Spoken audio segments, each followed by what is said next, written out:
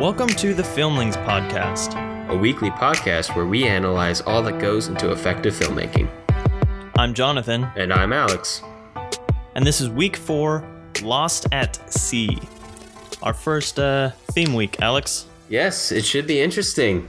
I hope you took your Dramamine, because we're going to be spending a lot of time talking about boats.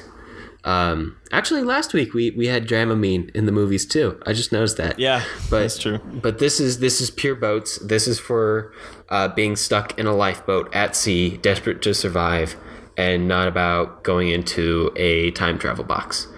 So what are our movies this week, Jonathan? So this week, instead of watching through a director's career history or anything, we watched a bunch of movies that revolve around the same theme or the same situation, which is Lost at Sea, like we just said. So the first movie that we watched was Lifeboat by Alfred Hitchcock, 1944. It's set in World War II. Obviously, that's a big thing on everyone's mind at that point. So it's a bunch of an amalgam of people who have just had their ship sunk by a German U-boat, and the U-boat ends up getting sunk as well. So one German climbs into the boat of Americans and a couple Brits, and their interactions as they're trying to all survive together amongst competing worldviews. The second film that we watched is Life of Pi from 2012, much more recent, directed by Ang Lee, who has had some crazy visions in his films over the last many years. Much more high budget, very different look at the situation, more of a spiritual look. It's about a boy whose family is moving their zoo from India to the United States.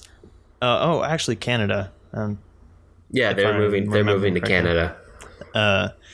Anyway, to the west somewhere, and their ship sinks, and he's stuck on the boat with some animals, and then eventually just one tiger named Richard Parker, which is just so funny.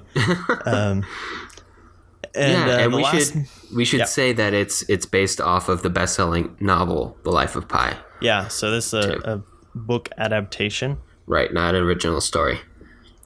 And the last film is called All Is Lost from the next year, 2013, which is purely man versus nature. Robert Redford, who is becoming very aged at this point, but he's an old yachtsman who gets a hole in his boat and has to survive at sea by himself with no communication. And it's just strictly a look at how he survives without a lot of insight into what he's thinking. It's just seeing him do most of the time, and so it's a really interesting look at how you can take a story and tell it without hardly any interactions between him and anything other than his boat and the ocean. Right. It's hauntingly similar to at least the title of The Old Man and the Sea by Ernest Hemingway, even though the subjects end up being very different. But but that's kind of what the whole week is about, is what happens when we take characters and stick them out in a boat in the middle of the ocean with very slim chances for survival, and what happens when they start to turn on each other and on themselves. What happens to the human psyche as you get broken down and you expose the raw nerve cores of these characters, and you get to see them interact. Yeah. So the first movie is Lifeboat. You want to start digging us into that one? Sure. So a lot of what we're going to talk about this week involves the different approaches to movies that center around characters who are lost at sea. And in all three movies, in fact, they're lost in lifeboats. But Lifeboat is the only one of the three movies where the people lost at sea are people plural. There's actually there's 6 or 7 characters in the boat, and that number does go down over the course of the movie. But we actually get to see these interactions of people versus other people as they all break down and they're desperate to survive and they're not entirely sure they're going to survive and they're not entirely sure they're all on the same sides, because we're dealing with that whole World War II tension between the Americans on one side and the German on the other. There's a singular German captain or character. He's the captain of the U-boat that sank the ship. And they're opposed in this very interesting way. The Americans are all very passionate, and at their core, they're all good people. And then the German is cold and calculating and only out for his own survival. There's definitely a propagandistic. I'm not sure if that's a word or if I'm using that right, but a propaganda-ish flair to it. But it is still very interesting because, after all, it is a Hitchcock movie, and the very interesting parts of Hitchcock movies aren't really the physical action so much as seeing this tension between characters as they try to figure out who's on what side, and where the suspense is coming from, and who's trying to save who and who's trying to kill who, and so on and so on. Yeah, so in terms of the fact that it's kind of feels like propaganda, it's almost interesting in the fact that the German, who I think we can agree is the antagonist, doesn't always seem antagonistic. You've got all these people trying to survive, so it's really, the enemy of my enemy is my friend at some points, in the fact that they're all battling nature and survival. And the German seems to be working in everyone's best interest at a couple points for a while, until then you find out that he's been deceiving them in one way or another at a couple points, but he's still their best chance of survival, since he has the most nautical and in some cases medical knowledge, so they have to rely on him at the same time as they're not sure that they can completely trust him. Right, because to save themselves kind of means saving each other. So they might as well work together, even though that's a very hard thing for them to come to, and to realize that they need each other's help. And this is the spoiler-free section, so I won't go into too much of that. Yeah, but one of the most powerful things that Hitchcock does here is he makes the Germans' motives sympathetic. Like, even when he does something that is clearly wrong, or that is devastating for the group, you can see why he did it. Like, you understand where he's coming from, and that kind of starts to mess with your mind as far as, okay, well, who should we really be siding with at this point? Right. There's that question of who's the good guy, who's the bad guy. I mean, a lot of or which approach to survival is really the best. I mean, is the interest of the individual greater than the interest of the masses? Right, kind because of a thing. there's a few Americans on the boat who are very much in favor of killing the German and tossing him overboard and heading off in the wrong direction, which would have gotten the group killed. But in the end, I think just wrong direction is kind of an up for grabs idea in this, because they want to get somewhere, and once they have to turn the boat over to the German, they end up going towards a German supply ship, which may be a chance for survival in one way, but it's also, obviously in World War II situation could be a direct line to the concentration camps, so it's kind of a delayed death. Right. So that's the question: is survival really worth it if the alternative is nasty? Yeah. Yeah, but they keep you. I mean, in the end, because I think it is a World War II film. 1944 classical Golden Age Hollywood. It ends up being, who the bad guy is and who the good guys are. But over the course of the film, because it's a Hitchcock movie, we get to have that play of suspense between whether or not they're the good guys or the bad guys, or who is acting in whose interest. And all of that is heightened because they're stuck on this boat. They're stuck together. No one can really leave. So you get the sense that all these characters, the rich reporter and the army people and the sailor, and especially like the German U-boat captain, they would never be in the same place together, except they're forced to be in the same place together, constantly on the brink of death. So everyone gets super tense. It all really matters, which makes it really interesting to watch because the stakes are constantly so high, which is the advantage of setting your movie in a lifeboat. The character interactions have to carry the movie, because since this is made in 1944, and you notice this is the only one that's pre-2000, when film technology started getting much better in terms of visual effects and everything.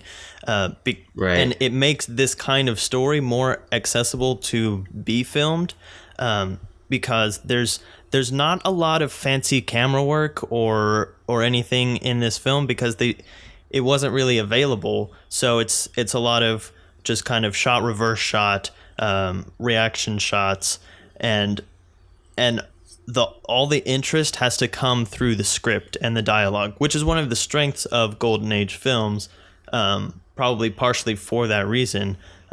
So the character dynamics are crucial to keeping interest throughout the entire film. Right, exactly. And, that's the limitation of when you're filming in a water tank in LA in 1944. Yeah. And you can... obviously, when you watch it these days, the matte paintings stick out. You get so absorbed in the script over the course of the movie that you don't notice them, because you're so focused on the storyline and the characters and those dynamics that are at play. But if you were to pause the frame and look at it, you could really see that's a matte painting overlay back there. Which is very different from the other two movies that we're going to talk about, which are both very technology dependent in different ways. Yeah, in different ways. Yeah, in different ways to achieve the look that they got. But this one is a very interesting contrast, not just because of the conflict, but because of the technology that you have to film it with, which in turn kind of drives the type of conflict that you're stuck with.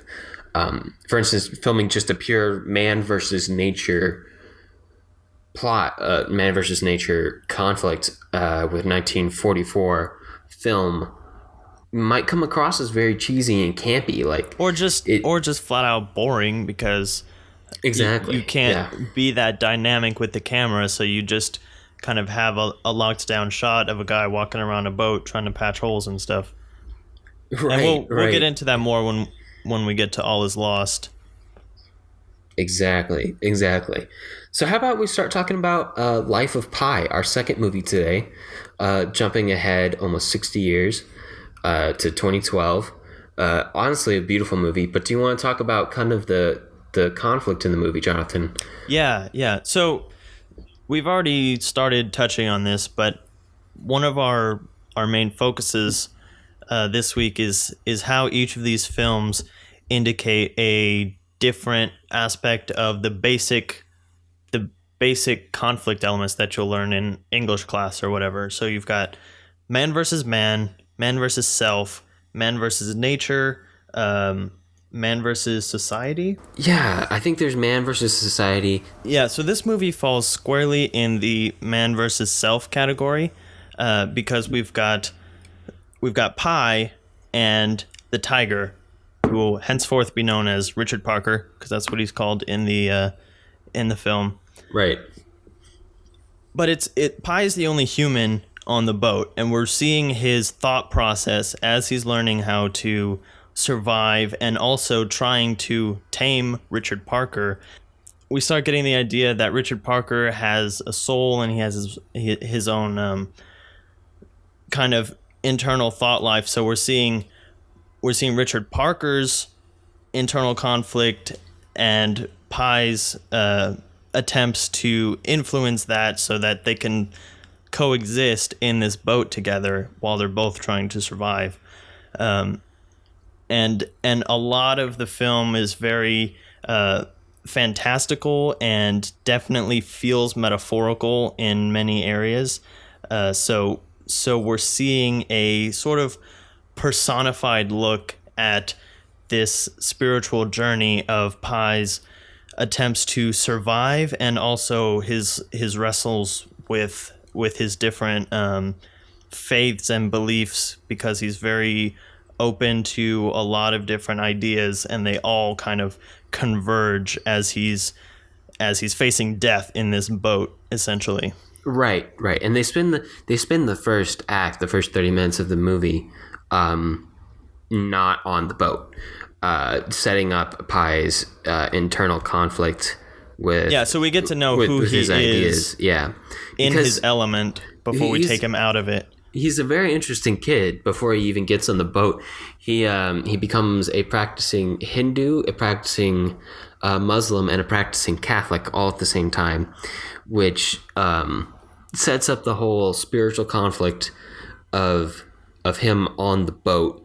He has a lot of direct addresses to God in the boat that he talks about, and he starts to question his spirituality and so on and so forth. But I also want to say I think the three religion approach was pretty brilliant, because it set him up not only as a conflicted, internally conflicted character, but it also sets it up quite nicely as a movie about religion and spirituality in general, instead of just Hinduism or just Islam or just Christianity. Which he's kind of a It's a good way to connect with a wide range of audiences, because you get to see how people from different faith backgrounds might come at this situation. Right. And it gives a first step into the film to a lot of different people who grew up in that mix, especially those who grew up in like mixed religion homes or areas of the world with a lot of religious diversity and so on and so forth.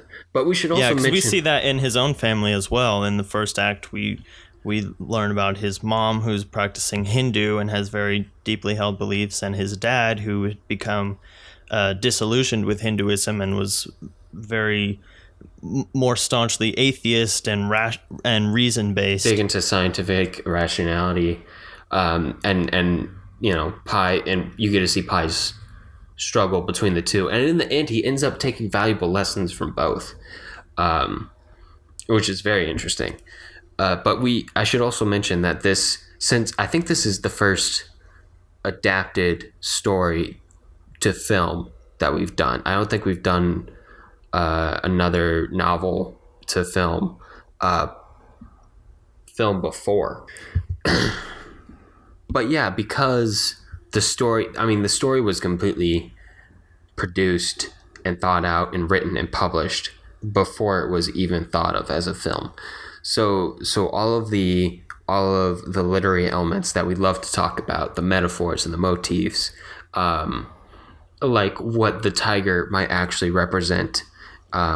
Is he part of Pi? Is he a part of Pi that he doesn't want to accept? Or the motifs, all of the water in the movie, even from the early parts of the film where there isn't any water.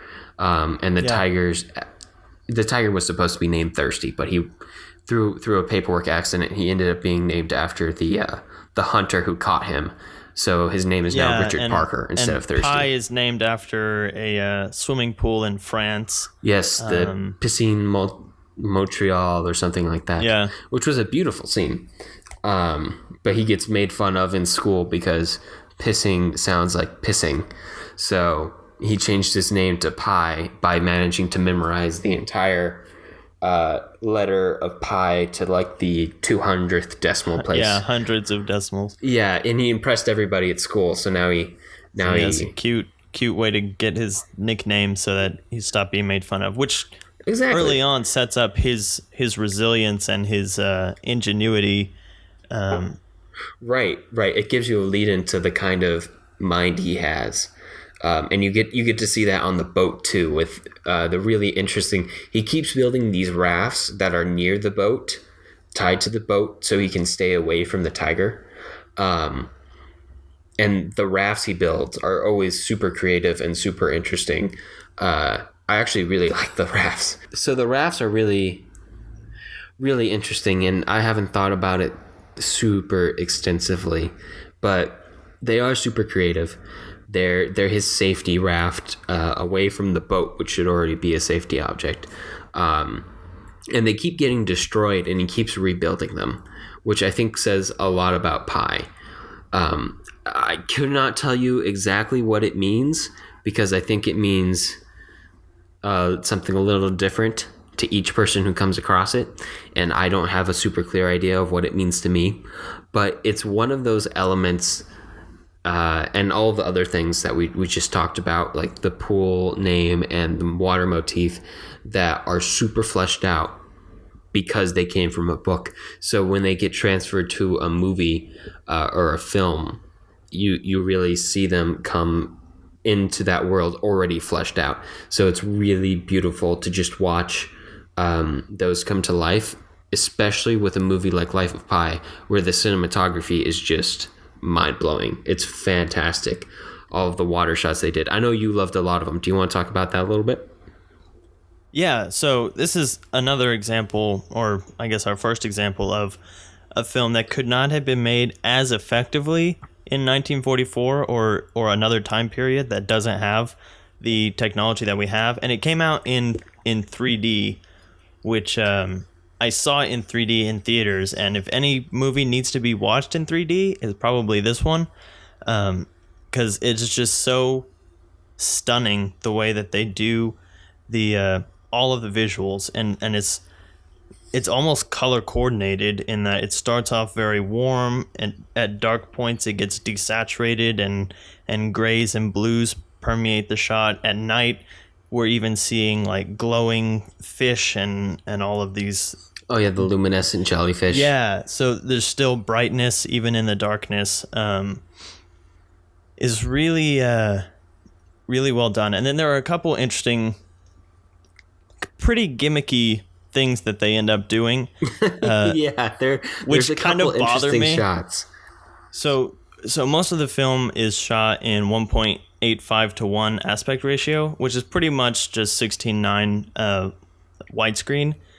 And then for one scene, we switch into an IMAX ratio, which is probably 2.35:1. Right, it's anamorphic. Just so that we can have all these flying fish jump through the letterboxing and feel more 3D. And right. When I was watching it this week, I noticed it switch right before the fish came, and I was like, oh no, are we doing this? Right, it sticks out a lot when you're not watching it in a 3D setting. Yeah, it was so gimmicky and it was a really good goofy scene. Yeah, it was. It was a fantastic it was lots of scene. fun. It had a lot of, I mean, not to backtrack on you too hard here, but had a lot of references to, manna from heaven. Yeah, flying fish being provided. I mean, they're both just chock full of food, and they were starving before it afterwards. But it is, you're right, it is a bit goofy to watch when you're not in a 3D setting, and suddenly here's some letterboxes, so the fish look like they're popping out of the screen. Yeah, and then there was one other shot that really bothered me, but we looked it up and we kind of found a reason for it, which is it cuts to 4:3 full screen aspect ratio, like old TV full almost screen. Almost a square, yeah. Yeah, and it was just for one shot. It cuts into it and then it cuts out of it. And then we looked it up and found out that they're basically mimicking the cover of the novel. Right. It's this with that shot. Yeah, it's this overhead shot of Pi and the tiger once they've learned to live with each other and not kill each other, both sleeping in the same boat at different ends of the boat from overhead, and underneath a bunch of fish and a whale shark are swimming. Although I don't think the whale shark is on the cover of the book. I think they added that in the movie, but it looks really cool either way. The cover has a bunch of fish and turtles and stuff swimming underneath them. So we'll include a side-by-side of that in the show notes. Right. I mean, all of the overhead shots of this movie are fantastic. if nothing else, just pretty much all the shots just in general are fantastic. Yeah, and they did a fantastic job with the color. The sunset, sunrise scenes are gorgeous all around, glowing orange. The night scenes with the luminescent sea creatures are fantastic to watch. It's really a testament to how good the animal CG technology has become, because these animals feel real. I know they shot with a real tiger at times. Not all the time. I don't think so. They shot with a real hyena for shots that he wasn't in the boat, or such where they weren't in the same shot. But I don't know that they ever used a tiger for shooting. Probably for reference, but not shooting, as far as I know. One thing that's interesting that I found is that they used the Massive program for the flying fish scene. And Massive was invented by Weta Digital for the Lord of the Rings battle sequences, so that each soldier has its own motion and interactions. Oh, really? Yeah, they use the same technology for the flying fish, so that they would each have a distinct look motion. Yeah. Gotcha. Okay, so it turns out 85% of Richard Parker was digital, and 15% of the shots were real, genuine tiger. Oh, okay. That's very interesting. So there you go, real tigers. I mean, that's in. Those are definitely shots that Pi was not in. Oh yes, yeah. Like I'm sure a lot of the prowling behind the cage in the first act was real, and I feel like a lot of the boats, like you said, the boat scenes where Pi isn't in the boat, and the tiger isn't jumping at Pi, were real Richard Parker. Or I don't know the tiger's name, but yeah, and I think that's just a habit that I think both of you and I have as filmmakers, and that a lot of really great filmmakers have. I'm not trying to make that comparison that we are great filmmakers. We would like to be one day, but yeah. But just this tendency towards the practical and the real as much as possible.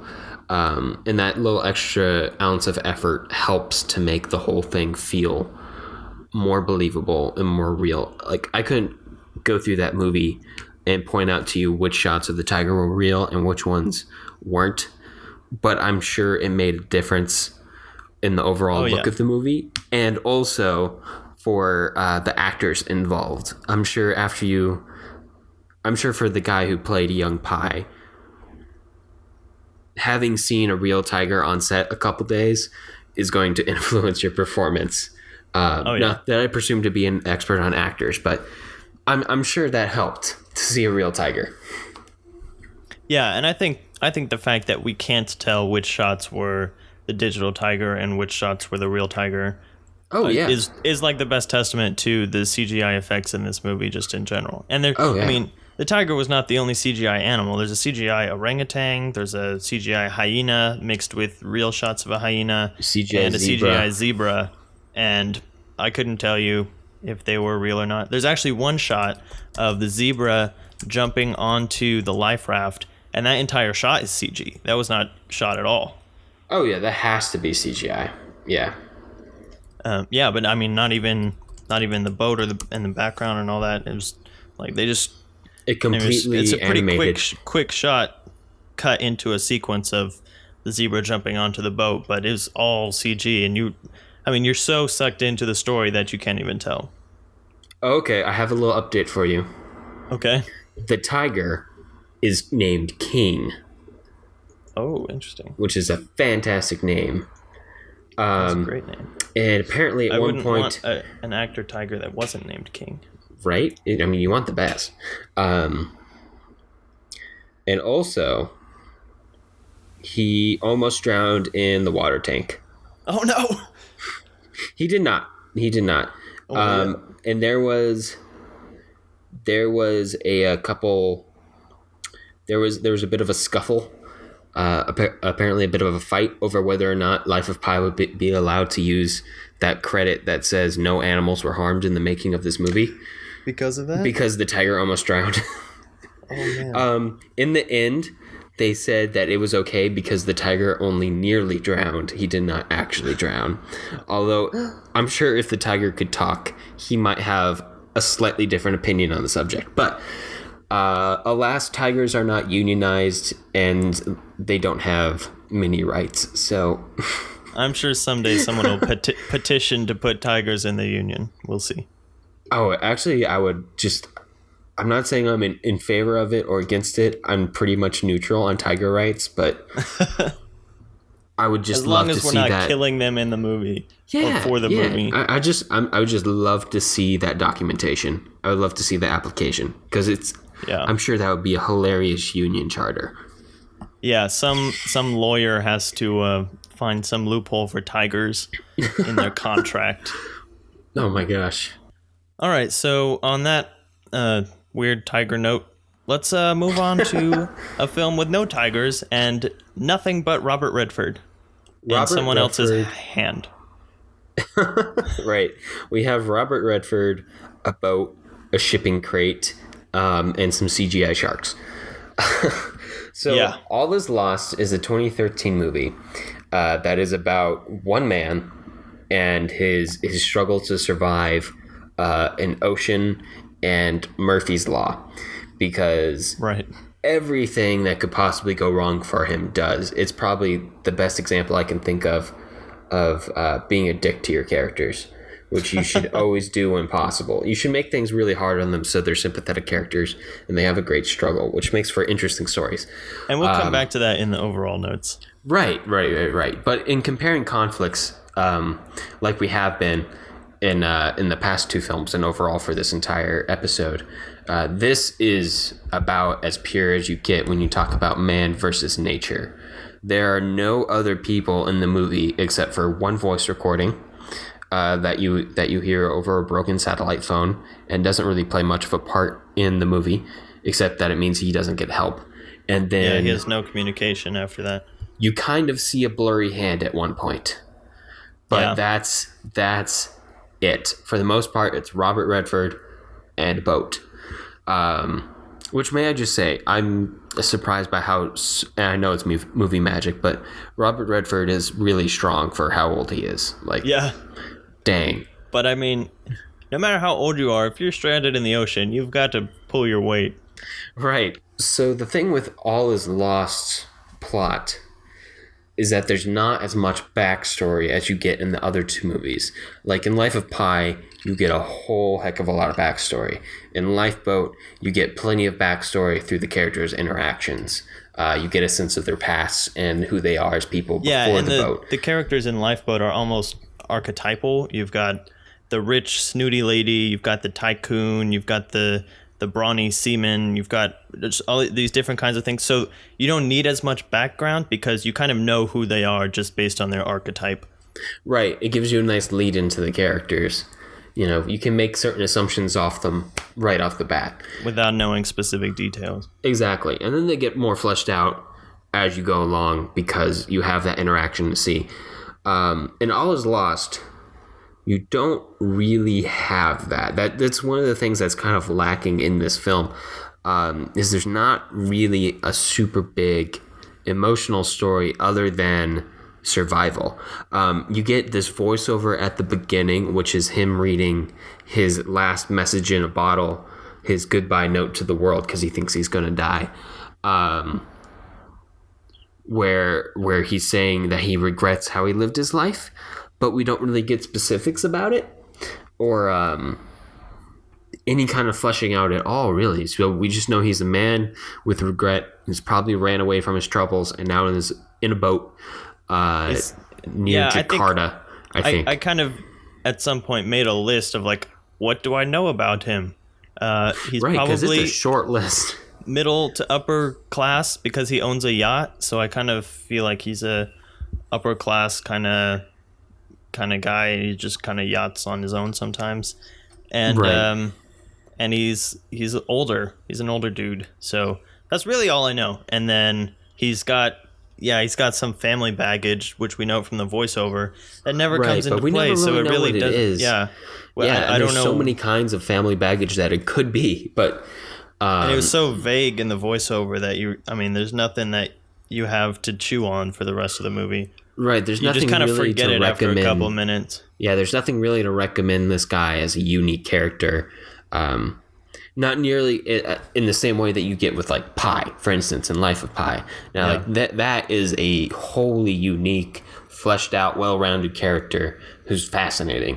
And I'm not saying this isn't an interesting movie. It is an interesting movie, but not for character purposes. It's just less developed in narrative areas as a right, but really well presented technically, I guess. That's true. For a movie with easily less single digit lines of dialogue, there's not a lot.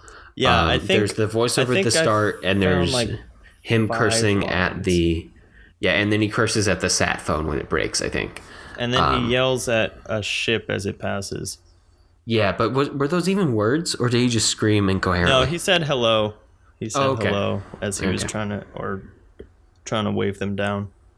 I will say, when the ships didn't see him the first couple times, that was the most emotion I felt in the movie. I felt really bad for him. I felt so bad for him. But that wasn't... I think the end...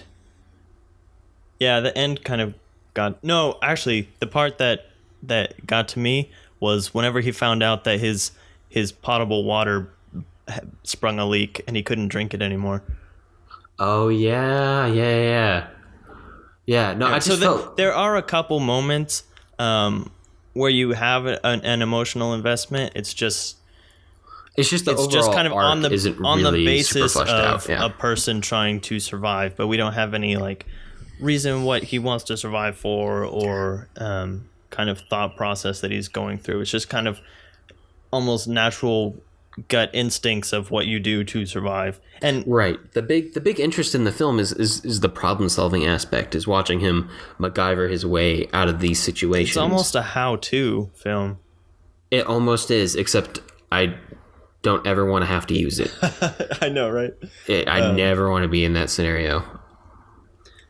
Yeah, so one thing that's interesting about this film, just the way that it's set up in terms of a Lost at Sea film, is that with the others that we watched and with most Lost at Sea films, your characters are given like the bare necessities and they have to really get creative in order to survive. Whereas this film, he starts off totally set up for success. He has all that modern gadgets can give you to survive at sea. He has at his disposal, and just one after another they get taken away from him as the story goes on and as he hits natural disasters and stuff like that. But he starts off with a big well designed boat. It gets a hole in it and he loses his communications, but he still has a big life raft. He still has like rations. He has safe boxes and stuff. Yeah. So it's really interesting just to see from a rational, like, okay, this is fine. He stays very calm throughout the whole film too, until the very end where his whole arc kind of happens in 2 seconds, which we'll talk about in a second in the overall section. But yeah, it's just kind of, okay, we do this and then we do this. Don't have that anymore. Okay, let's do this. All right, let's do this. And it has a very interesting. It is very interesting. It's very fascinating to watch him do these things, because I feel like for a vast majority of the population, I don't know anything about boats. I know nothing about boats. I bet even my father, who was in the Navy, he probably doesn't know that much about yachts. I'm sure he knows a lot about submarines and big boats, but he might be a bit surprised by what he sees in this movie. And I think that's the interest that you do see across a lot of these Lost at Sea movies, but is really hammered home in this one in particular, in All Is Lost, is that this is a scenario that's so rare. It's so rare. It's completely practical. It's completely feasible. There's no aliens in it or anything. but it's something we'll get to those in the spoiler section. We'll get to surprise ending. Aliens. Sea aliens, even better. No, but it's one of those things that is guaranteed to be fantastical to the audience because you're not going to experience this. Or at least I really pray that you never experience this. It does happen, but it's so rare. It's so rare. But it's one of those things that makes it interesting. So, yeah, from a technical perspective, going back to the fact that this is the only time in history that this film could have been made in this way. Going back to, like we said, how if you made it in the style that and the way that you could have made it in 1944, it would have been incredibly boring because you've got limited number of places you could put the camera and limited ways that you can move the camera in such a constricted environment and set. But right now, on a boat.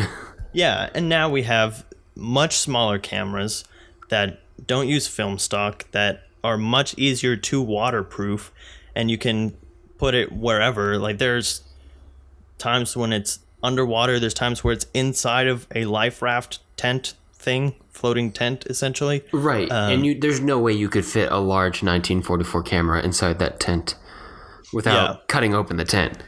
Which, granted, may have been how it was pulled off, but the point is, inside the cabin, and there's so much versatility that we have nowadays to create this story, which is primarily draws on its visual interest rather than clearly its script or narrative journey interest.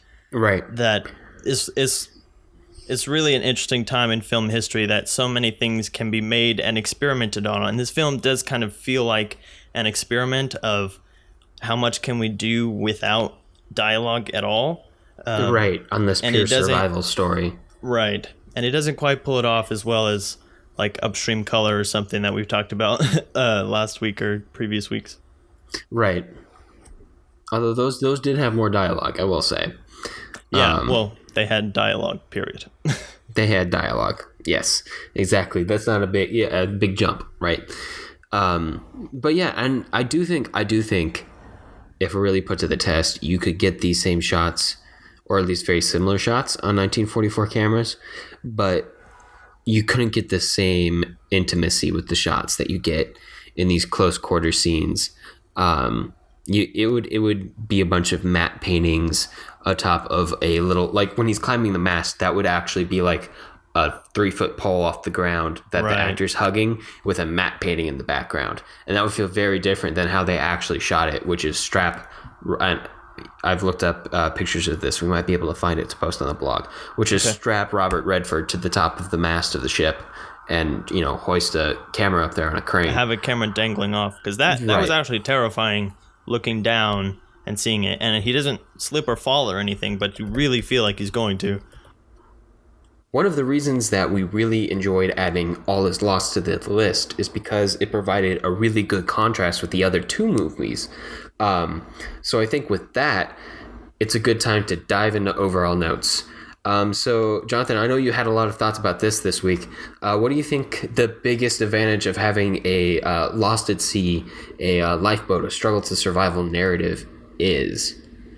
Yeah, so I think the interest in setting up a narrative this way, because obviously this is kind of a theme. There are multiple films that focus around the idea of a person or people lost at sea, kind of surrounded, is that right off the bat, you're stripping your character of any kind of facade that they might have about themselves. You're taking them out of their normal environment. You're taking away their material possessions. You are taking away their normal interactions and forcing them to come to terms with themselves, minus everything else that might have given them their identity beforehand. And so it's one of the narrative things that you have in a normal story is the dark night of the soul, which is what you call the point right before the climax. So it's usually at the end of Act 2. And this basically puts The Dark Night of the Soul as the entire story is you are at your lowest point and you have to fight your way out of it. And that's just such an interesting place to be in. And it's such an interesting way to develop a character. And I think that it's also why All Is Lost becomes the weakest film in this list, is that we see him taken out of his element, but we don't know what his element is.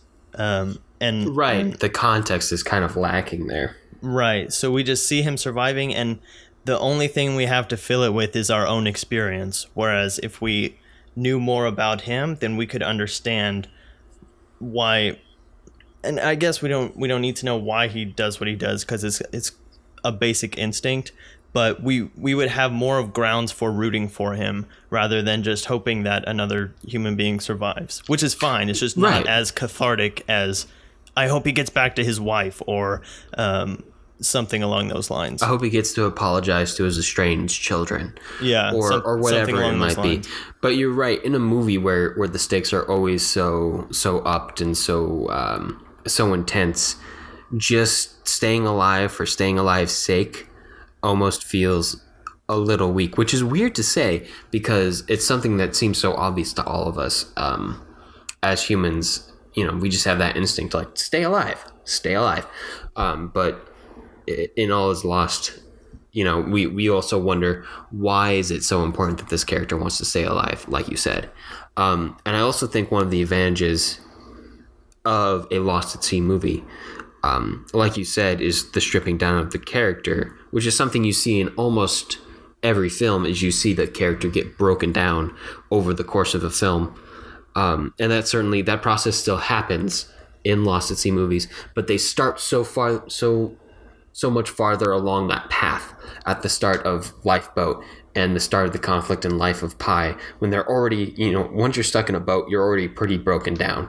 You don't have to go that far to get to the really interesting emotional meat of the story, where you just this exposed raw nerve that's reacting to everything around them, and you really get to see who these people are in the most desperate of circumstances. Yeah, so now that we're in the spoiler section, let's kind of bring it back to Lifeboat, because I think one interesting thing about Lifeboat is that we have the competing worldviews. We definitely have the Westerners, and there were at least one or two Europeans in the boat too, right? There's a British guy. Yeah, there's a couple of British guys, but it's definitely it's the Westerners, the British, and the Americans.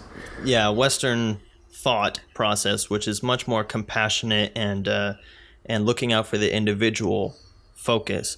And then you've got the German, who is very is definitely Übermensch kind of Superman idea of he has to be the most effective, and it's also the superior race, and it's about the survival. It's about the majority, regardless of who gets left behind. And we see that when he kills or influences, what's his name? I can't remember. He uses like two different names, but I know his last name is Smith, or his real last name. Okay. Gus Schmidt. Yeah, I knew it was a cute. His name is Gus Schmidt, but he goes by Smith because it's World War II. So you don't want to have a German last name. But he does. He doesn't really. I don't think he pushes him off the boat, but he encourages him to just kind of like. He did push him, so he did have agency in it, but he kind of psychologically put him in that place first of all. And yet, as I was saying, why he did it, because he has such a low chance of survival. I mean, his leg's been cut off. He's been drinking seawater and making himself even more dehydrated. Even sicker, You can almost justify it to yourself as a mercy killing, which is the scariest part about a bad guy, is when you can sympathize with their motives.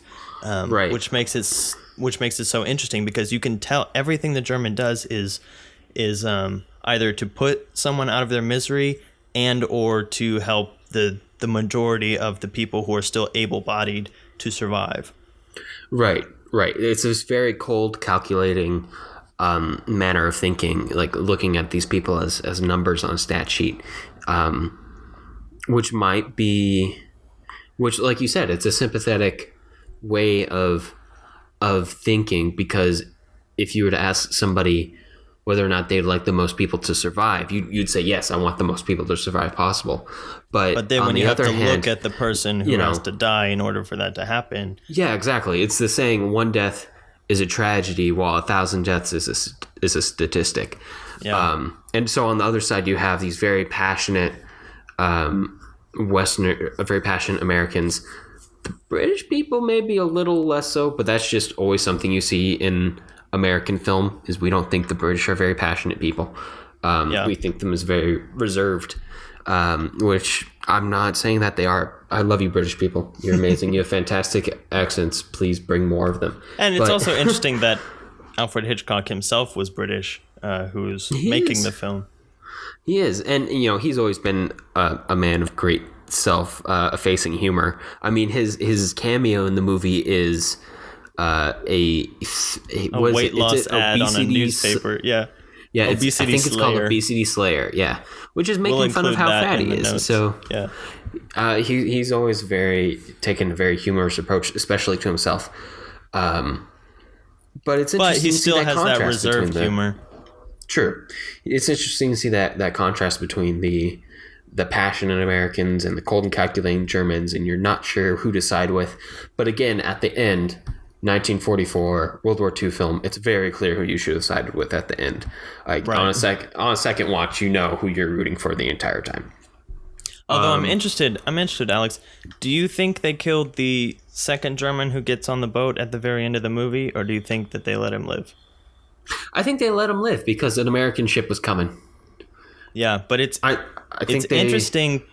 It leaves you hanging because they're gonna give him a chance, and then he pulls a gun, and then they're thinking about the people who died because of the other German, and it makes you wonder if they're gonna take that chance again, even for the couple of minutes before they get rescued or not.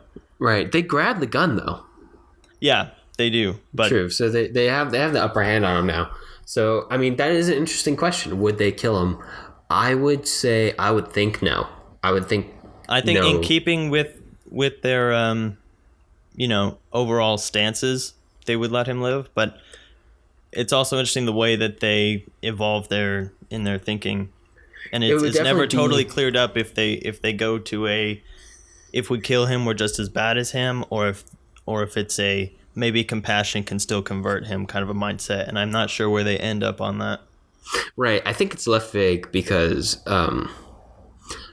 Hitchcock loved doing it. A lot of people of the era love doing it to play with that production code as much as they can so they can leave it vague. But it would be a very different movie if they killed him at the end, if they killed that second German who washes up on the ship. It would be a very different movie.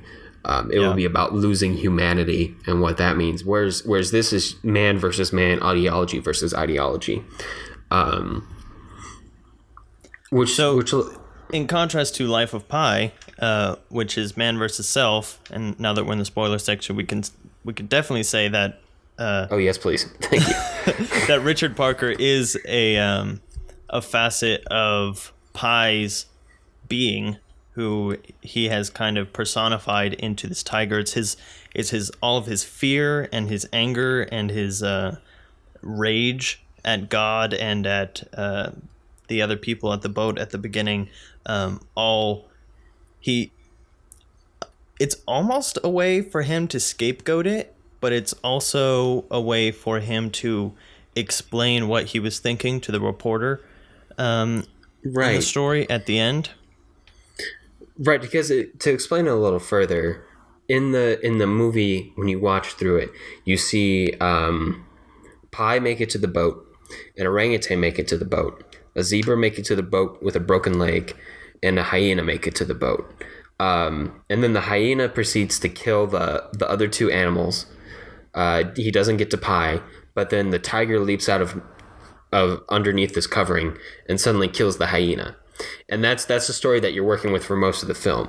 But at the end, you find out that the story that Pi tells the reporters might be made up, and that the second story he tells them might be true, and it probably is, where the zebra was a sailor who made it to the boat with a broken leg.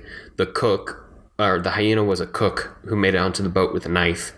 And the orangutan was his mother, and that the cook kills the other two, and then suddenly out of nowhere, Pi kills the cook. And we see the cook earlier in the film, and he's a big guy, and he's a nasty kind of personality. So yeah. it's not a person that Pi would have gone up against. So we could see how the kind of raving hyena can translate into that kind of a person. Yeah, so and then we finally get to see the tiger kill the hyena, which is implied in the film to be Pi killing the cook and securing his own safety. Yeah.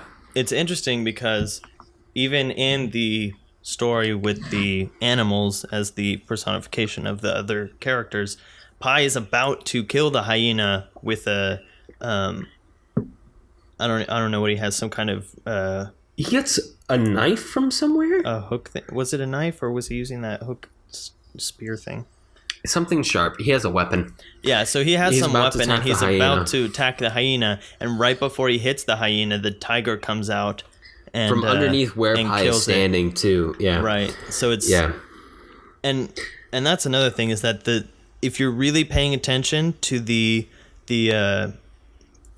cinematic rhetoric, like we talked about a couple weeks ago, you can probably pick up that Pi and Richard Parker are the same two sides of the same coin, because you've got things telling you at the beginning, like the fact that Richard Parker was supposed to be named Thirsty because when they found him, he just wanted some water.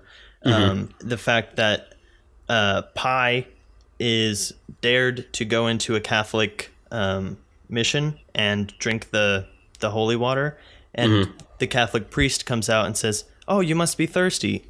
And then you've got other things, like at some point we're at night and we're seeing all those bioluminescent sea creatures, and the Richard Parker is looking into the water. We see a shot of his reflection, and then we go into this kind of hallucinatory sea dream that's kind of all these memories that Pi is having. And when we come out of that scene, we see the same shot of Pi's face reflected in the water, and then we look up and the tiger is looking at Pi, but it kind of makes that connection. So the film is almost telling you that they are the same person, and if you're paying attention, you might be able to pick up on that. Right. It definitely has a rewatch value, for sure. Yeah. I watched it twice this week, and I didn't get it the first time, I'll be honest, but the second time through, it was a very different experience. And when I say I don't get it, I mean I didn't get the spoiler at the end, the twist. I understood it better than I understood the Carruth movies the first time through. Yeah, exactly. Which makes this a man versus self movie. So if earlier you were wondering how there can be a boy and a tiger on a boat and it's man versus self, it's because the tiger is also the boy.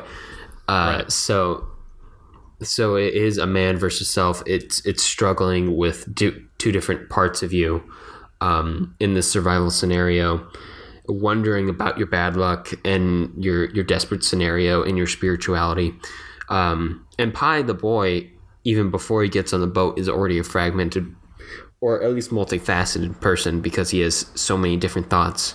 Yeah, religious influences. Yeah, I mean, he has, like we said before, he has the three religions.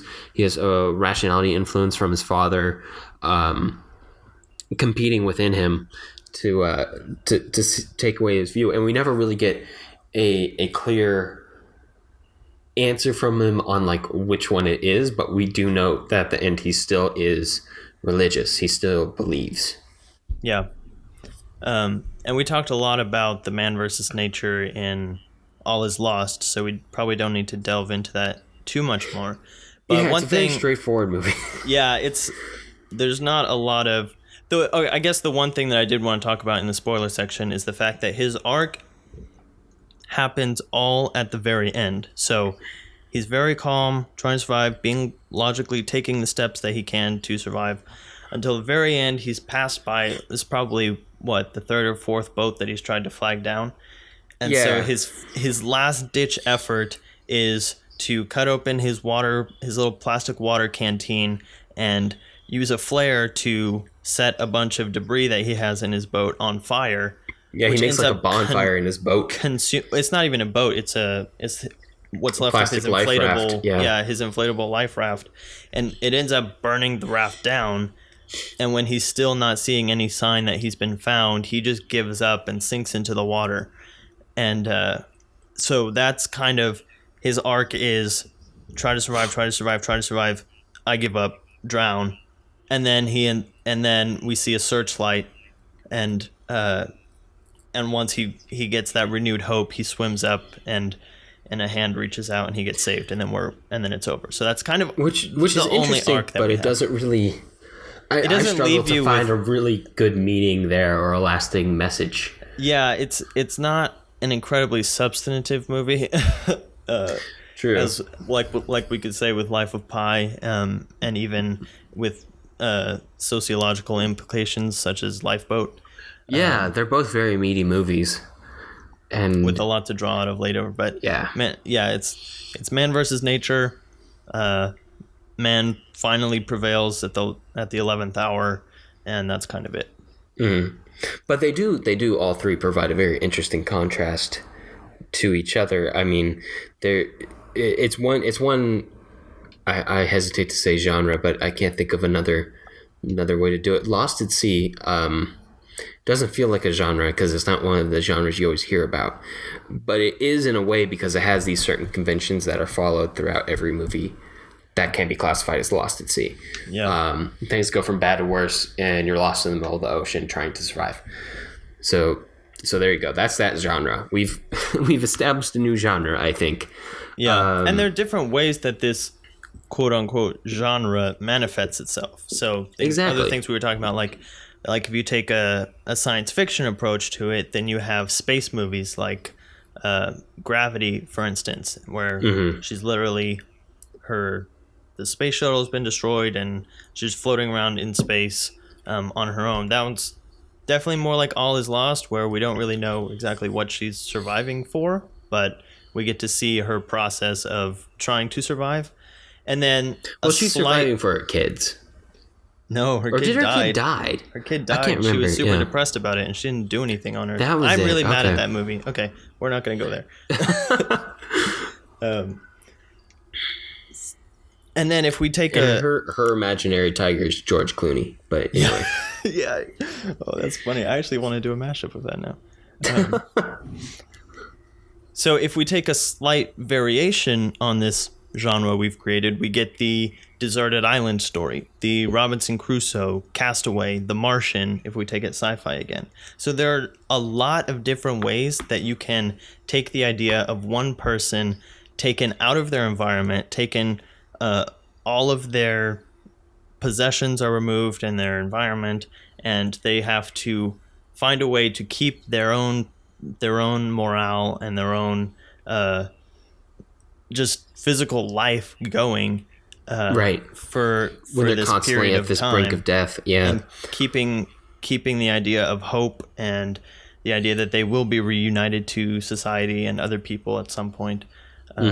So there's so many ways that you can do it that I do think that we could probably call it a genre and have a lot of films that fit into it without feeling like repetitions of the same film. Maybe you like the survival. Does survival film? Yeah. Deserted. That might I don't know. Yeah. That's for some media studies scholars to decide. Not for me.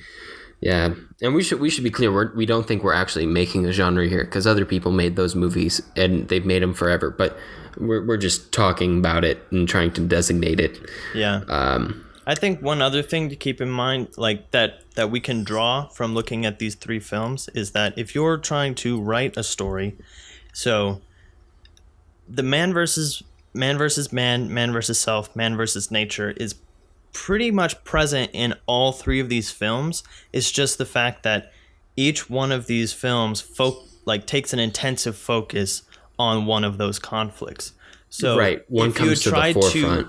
If you had tried to talk a lot to each one of them in one film, it would have been too jumbled and your message would not have gotten across very strongly. So I think it's just a lesson in that if you're starting with a concept, you need to find one aspect to really delve into rather than trying to cover everything that you're going to have to deal with in that situation. Right. Dealing with There's too much there. Dealing with too many conflicts is not the realm of film. It's the realm of long form television and novels. And it's why we have multiple films so that we can cover different aspects of the same topic. Yeah, and exactly. That's one of the reasons we looked at these 3 different movies, which are all on their face about people getting stuck in boats, but they're all 3 at the same time very different movies about the conflicts that are at play that we get to see come out and the meaning behind those conflicts. It's also good to note that all 3 of these movies in this kind of genre that we've loosely been talking about are all very good at being really mean to their characters. Yeah. Which is always very important. It's a stumbling block that I find. I know I ran into a lot when I started trying to be creative back in my early school days. Was being too nice to the characters and having in the stories I was trying to make was trying to have things go their way, because I was always upset when I would watch a movie and be like, nothing goes this guy's way. What if everything went this guy's way? But the problem is that's not interesting at all. Yeah. Conflict is the heart of a story, and that's what makes it interesting. You wouldn't want to see everything go right for somebody. That would be pretty boring, actually. So yeah, you don't grow through that. You grow through difficulty, right? And that's what we want to see, is how characters grow in film, and then that the hope, as far as any cinematic or artistic medium, is that seeing how this character goes through it can subconsciously or consciously influence you if you're in any kind of similar situation. And it doesn't have to be you being lost in a boat. It can just be a situation that feels hopeless, but there's still hope. Yeah. But it is important, and just to remember to always be mean to your characters. Yeah. Because it makes them better characters, and it makes your story better. Absolutely. And we'll have to see what other Lost at Sea or survival stories come out in the future, and if they kind of fit into these principles that we've been talking about. Right. And I'm sure as technology gets even better and more waterproof, that we're guaranteed to see more. Absolutely. All right, so quick overview of the movies that we have coming up for next week. Next week will be a Christopher Nolan week, which I'm excited about because Christopher Nolan is one of my all-time favorite directors, and we're going to try and do a good span of his career. He's had lots of different kinds of movies, but we're going to just narrow it down to 3 for next week. So the first one will be Following, which is his first feature-length film before his breakout film Memento, and that is available on Netflix if anyone wants to watch along. The second one is The Prestige from 2006, kind of our mid-career pick. And the last one is his recent film Interstellar from 2014. So we'll watch those and reconvene next week to talk about Christopher Nolan. Well, that's about all the time we have for this episode. If you have movie suggestions for us or want to reach out, I can be found on Twitter at JSSatchel. And I'm at Alex Geringer. And to find links to the things that we talked about today, you can view them on the blog at jssatchel.wordpress.com/blog. Talk to you next week. All right, see ya.